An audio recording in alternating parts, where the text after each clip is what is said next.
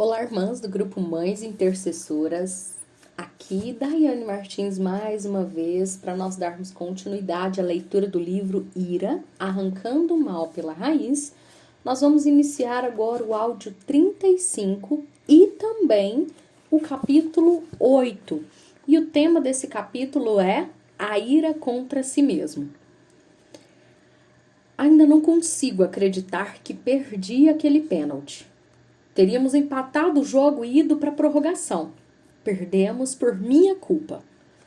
Não consigo imaginar por que vendi aquelas ações. Elas dispararam no mercado 2 meses atrás e continuam subindo.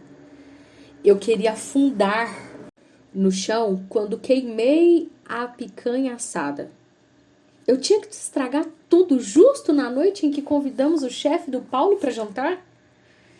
E pensar que eu arruinei meu casamento com a Suzana por causa de uma aventura de fim de semana, agora nem consigo me olhar no espelho. O que me deu na cabeça de parar a faculdade no último ano para começar um emprego que parecia excelente e que, no final das contas, evaporou em um semestre? Onde eu estava com a cabeça? E como último comercial para vocês, fãs de TV da minha idade, não acredito que comi aquele bolo inteiro. Mencione a palavra ira e imediatamente pensará em algum objeto, uma pessoa ou situação ou coisa contra a qual arde a ira de alguém. As pessoas se iram contra alguém ou alguma coisa. A ira, no entanto, não é menos ira quando dirigida a você mesmo. Vamos considerar nossa definição operacional vista no capítulo 1. Ira é nossa resposta ativa e integral de juízo moral negativo contra um mal percebido por nós. Quando perdemos a cabeça contra nós mesmos por algum fracasso, dirigimos ativamente a ira para o nosso interior. Nossa reação é uma resposta ativa e integral negativa, vinda do coração, contra algo que fizemos ou deixamos de fazer. Aqui, a definição de ira dada por Richard Baxter, também vista no capítulo 1, pode ser aplicada à ira contra si mesmo. A ira é o crescimento no coração de um desprazer passional contra um mal percebido que nos contraria ou que nos priva de algum bem desejado. Seja uma oportunidade de levar o jogo à prorrogação ou a posse de ações em alta na bolsa de valores, um jantar não queimado, uma segunda oportunidade no casamento, um diploma da faculdade ou uma noite sem azia. A pessoa fica irada consigo mesma porque sua ação prejudicou ou impediu o desfrute de algum bem desejado. A ira vem quando circunstâncias ou pessoas, incluindo nós mesmos, impedem a satisfação de nossos desejos. Como deveríamos pensar sobre essa ideia de nos irarmos contra nós mesmos? Ela é notavelmente semelhante ao conceito de auto-perdão.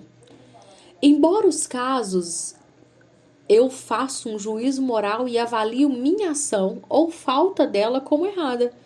Não necessariamente uma violação da lei de Deus, mas uma privação de algo que agora desejo. Julgo que fiz alguma coisa errada e agora desejo punir a mim mesmo. O termo ira contra si mesmo quer dizer exatamente isso, ou seja, descreve minha indignação contra mim mesmo. O conceito correlato e antibíblico de auto-perdão estabelece a necessidade de me perdoar pelo meu pecado e de expressar minha ira contra mim mesmo. Tanto a ira contra si mesmo quanto o auto-perdão apresentam semelhanças com relação à dinâmica da vergonha ou do remorso. Nessa última, eu percebo que minha ação ou omissão é errada aos olhos de outras pessoas. Fico embaraçado diante de outras pessoas por causa do meu erro.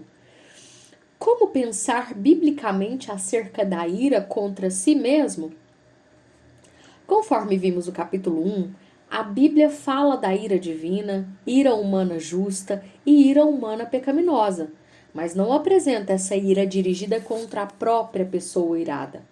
Ao mesmo tempo, a Escritura claramente menciona o poder condenatório da consciência do indivíduo em passagens como: Romanos 14, 22, 23, 1 Coríntios capítulo 4, verso 2 ao 4, e 1 de João, capítulo 3, verso 19 e 21. Permita-me sugerir 5 maneiras pelas quais a Bíblia fala sobre esse assunto da ira contra si mesmo.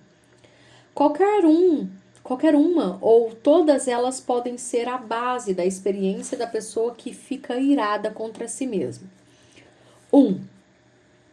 A pessoa irada contra si mesma pode simplesmente expressar sua incapacidade ou falta de disposição de aprender e receber o perdão de Deus. Essa explicação se encaixa especialmente com uma pessoa que, de fato e sem dúvida, não apenas em sua percepção das coisas, pecou contra Deus. Essa pessoa vê a ira contra si mesma como punição pela culpa que sua ação ou omissão provocou.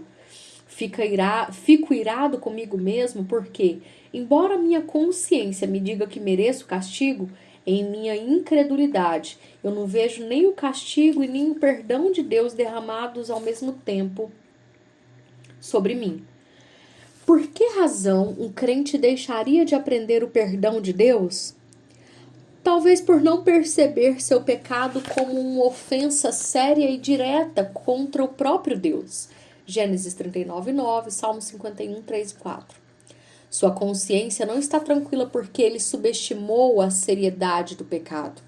Ele o racionalizou como uma simples falha, não como um ataque traiçoeiro contra o seu Criador e Rei. Assim, não é impelido a buscar a graça de Deus para seus pecados. Pelo contrário, ele remói seus erros com um remorso torturante e indefinido.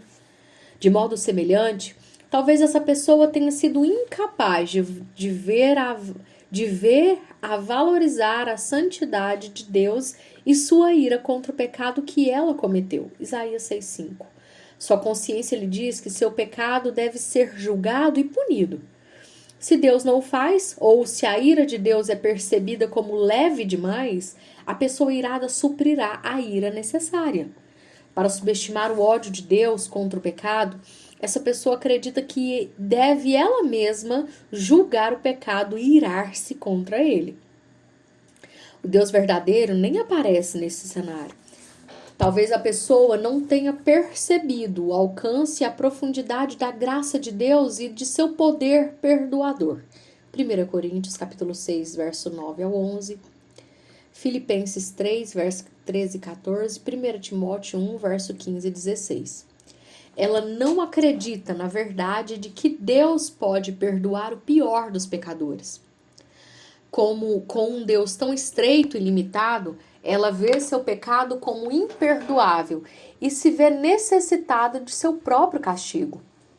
Ou talvez veja a graça de Deus como algo insuficiente, incapaz de quebrar os laços do pecado. Talvez a pessoa lute com o perdão porque não respondeu adequadamente aos obstáculos que impedem a certeza e a tentam a duvidar de Deus. Esses obstáculos podem incluir Satanás, o acusador, Zacarias 3:1, Apocalipse 12:10. Acusadores humanos, vestígios permanentes do mesmo pecado ou lembranças constantes de pecados passados, lugares, relacionamentos, marcas físicas. Quando ela sucumbe a tais tentações, pode ficar cheia de remorso e irado e pensar erradamente que precisa de uma dose extra de auto-perdão. Talvez essa pessoa não tenha conseguido crescer nas virtudes de despojar-se de um pecado em particular e revestir-se das virtudes que o substitui. Efésios 4, 22 ao 24. Ela duvida do perdão de Deus porque repete o mesmo pecado. E repete o mesmo pecado porque, em termos de crescimento, ainda é a mesma pessoa. Sua santificação atrofiada resulta em derrota repetida nas mãos de seu pecado dominante. E sua contínua incapacidade de perdoar a si mesma é uma rendição velada ao poder dominante do pecado. Ela está irada consigo mesma por seu pecado contínuo. O remédio em todos esses casos é entender adequadamente no Evangelho, crer nele e vivê-lo. Apegar-se ao perdão de Deus em Cristo elimina todos esses erros e remove o risco de rotular erradamente o verdadeiro problema, isto é, nossa necessidade de nos libertarmos da culpa e do poder do pecado, como ira contra si mesmo. O que realmente precisamos é nos voltarmos de nossa incredulidade para o verdadeiro evangelho da graça. E assim nós concluímos o áudio 35.